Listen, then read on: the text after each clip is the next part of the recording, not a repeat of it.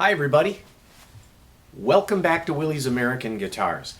I have here a 1964 Gibson SG, and this is just a remarkable guitar. Lightweight, access to all the frets, early patent sticker pickups, all nickel hardware, big neck. Really a great guitar. It has pots dated early 65, but it's a 64 with all the 64 features. Again, the big neck, the nickel hardware.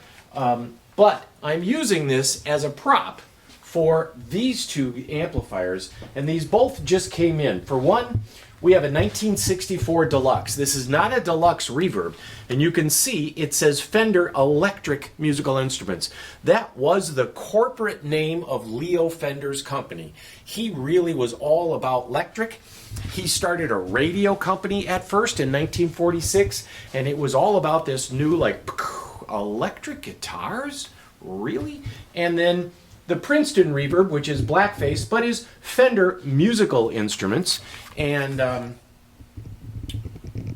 this has this sold in 1969 when it was just a few years old, and there's a receipt in here for a couple of $100, and that was its used price since it was like $350 new. $350 went a long ways back then.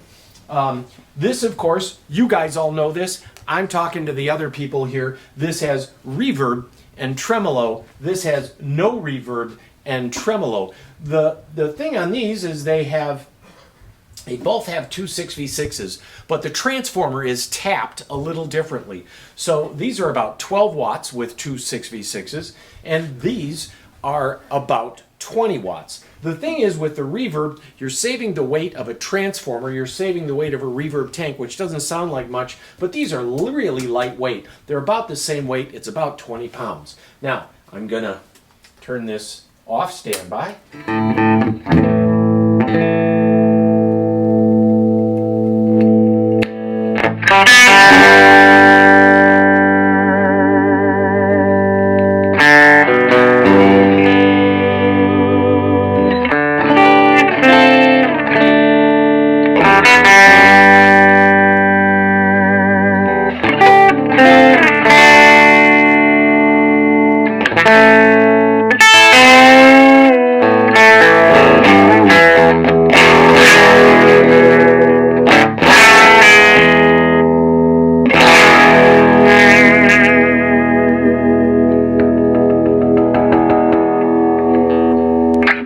The beautiful thing about tube amps is the touch sensitivity.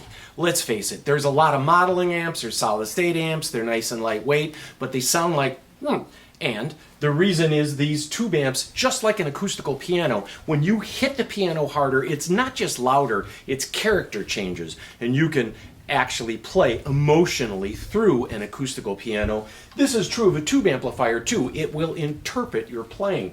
Now I'm going to plug into the Deluxe. I had that at 4.5, this Princeton now is at 4.5. We've got the treble and bass about midway.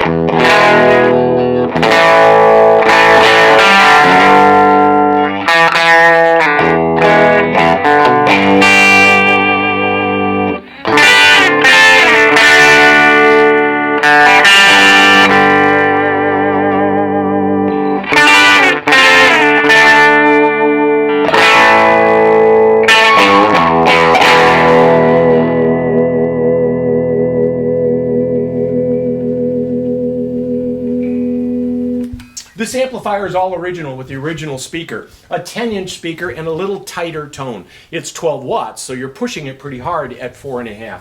This has a 66, is a 64 amplifier, but with a 66 speaker. And if we turn them around on the back,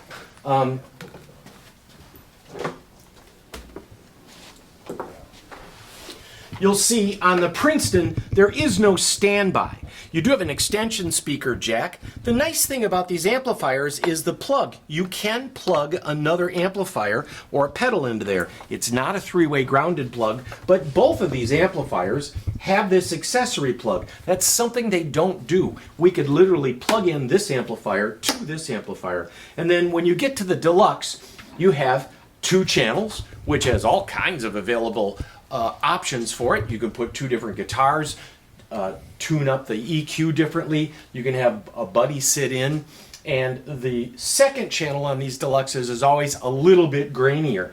And then you get into the back and you do have the standby switch. These are UL approved. And ask Grandpa about what Underwriters Laboratory did. They tested everything mercilessly to make sure they didn't explode. Having the UL label was a big deal in the day. I'm not sure Underwriter Laboratories out of Chicago is even around, but that was a thing. If you had UL on your amplifiers, that meant your amplifiers had stood a test of durability, fireproof, all that other stuff. And these are hand-wired chassis, lightweight cabinets. That's why these are so in high demand. And I would say with pine cabinets, this at $4,500 seems really cheap. I don't think Fender could make this for that anymore. Hand-wired, lightweight cabinet. And again, I'm going to play this one more time. We're going to set this to 4.5, 4.5. We're going to set the treble at 6 and bass at 6. And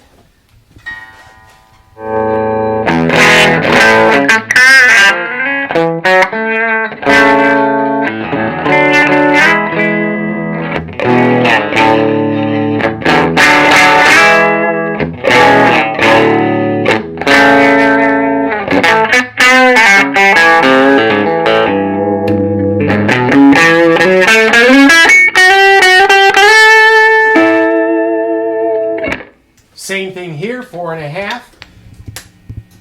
Treble at 6, bass at 6, neck pickup again.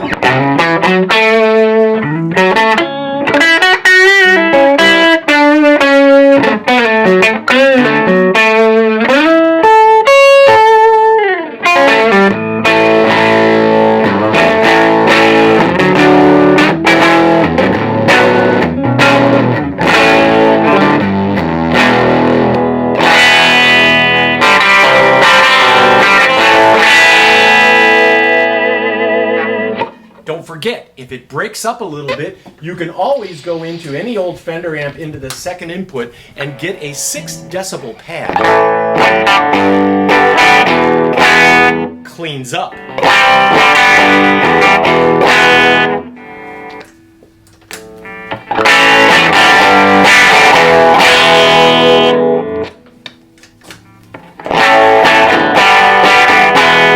So if you start bringing up your amplifier to the point where it's breaking up too much, you do have that secondary input on both of these, and that was meant for an accordion or a microphone, but don't forget that. I think a lot of people do. That second input is a padded input, so when you get to the edge and it's a little too fuzzy, you can calm it down a little bit. So there you go. This is a 64 Deluxe. It's $4,500. This is a 66 all straight, no change speaker, no change transformers.